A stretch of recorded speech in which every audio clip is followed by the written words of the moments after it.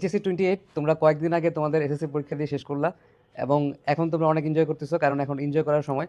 But আমি যদি personally আমার নিজের এক্সপিরিয়েন্স বলি যে আমি এই টাইমটাতে কি করছি, আমি আসলে এরকম এই টাইমটাতে প্রচুর ঘোরাঘুরি করছি, বিভিন্ন জায়গায় ঘুরতে যেতাম।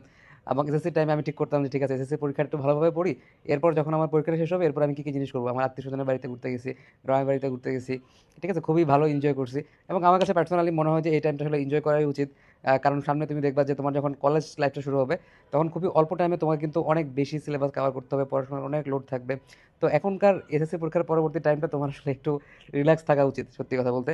এবং এর পাশাপাশি তোমার কয়েকটা জিনিস লক্ষ্য রাখা উচিত। সেটা হচ্ছে যে আমি যে কলেজ সিলেকশন দিচ্ছি বা কলেজ চয়েস দিচ্ছি সেগুলা ঠিক আছে কিনা। তারপর তারপর আরেকটা জিনিস যেটা হচ্ছে আমাদের ভালো কলেজগুলোতে, নরড্যাম, হোলি ক্রস, এই কলেজগুলোতে আমাদের অবশ্যই একটা ভর্তি পরীক্ষা দেওয়া উচিত সত্যি কথা, যাদের ভালো করার ইচ্ছা বা ভালো প্রতিষ্ঠানে পড়ার ইচ্ছা।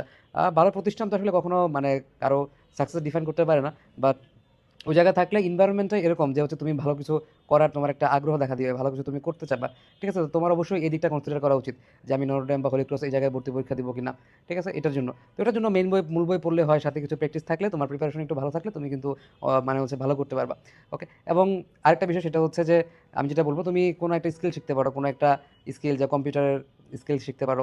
আমি নিজে একটা কম্পিউটার শেখার কোর্সে ভর্তি হয়েছিলাম, ওখানে কিছু কিছু শিখতে চাইছিলাম। মানে জাস্ট মানুষ যেটা হচ্ছে মানুষের কালে মানে হচ্ছে বিশ্রামকাল বা লিজার টাইমে করে, এসব করার চেষ্টা করছিলাম, বন্ধু বান্ধবের সাথে খেলাধুলা করতাম।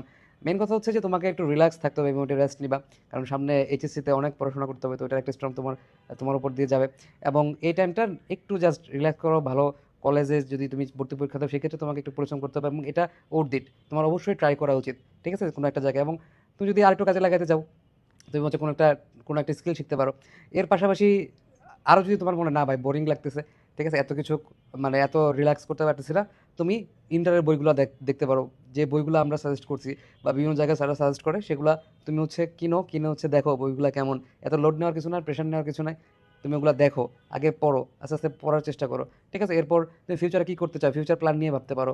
ঠিক আছে, অনেক কিছু ভাবতে পারো। মেন কথা হচ্ছে তুমি রিল্যাক্স করবা, ঠিক আছে, একটু রেস্ট নিবা, নিজের কাজগুলো করবা যেগুলো তোমার করতে ভালো লাগে, খেলাধুলা করতে পারো।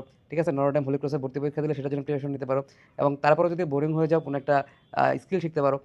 ঠিক আছে, বা হচ্ছে ইন্টার যে আমাদের পড়াগুলো থাকবে সেই পড়াগুলোর বইগুলো দেখে একটু গাঁটতে পারো যে কী কী জিনিস আসে। মানে প্রেশার ছাড়া, মানে পরীক্ষা যদি না থাকে সেক্ষেত্রে আমাদের পড়তে কিন্তু খারাপ লাগে না। তো এখন তোমাদের ওই টাইমটা, ঠিক আছে, এভাবে তোমরা হচ্ছে কাজে লাগাতে পারো। মেন কথা হচ্ছে তো লোড নেওয়ার কিছু নাই, প্রেশার নেওয়ার কিছু নাই। সামনে তোমাদের ক্লাস শুরু হলে, পরীক্ষা শুরু হলে এমনিতেই তোমার হচ্ছে লোড বাড়বে। তো রেস্ট নাও, এনজয় করো। সামনে যদি ভর্তি পরীক্ষা দেয় সেটার জন্য ট্রাই করো, কোনো একটা স্কিল শেখার চেষ্টা করো। এবং সবথেকে বড় কথা হচ্ছে যদি তোমার তাও বোরিং লাগে অ্যাটলিস্ট তুমি ইন্টারের বইগুলো দেখো। ঠিক আছে, ইন্টারের বইগুলো দেখো, সিলেবাসটা দেখো, তোমার একটা ভালো আইডিয়া হবে।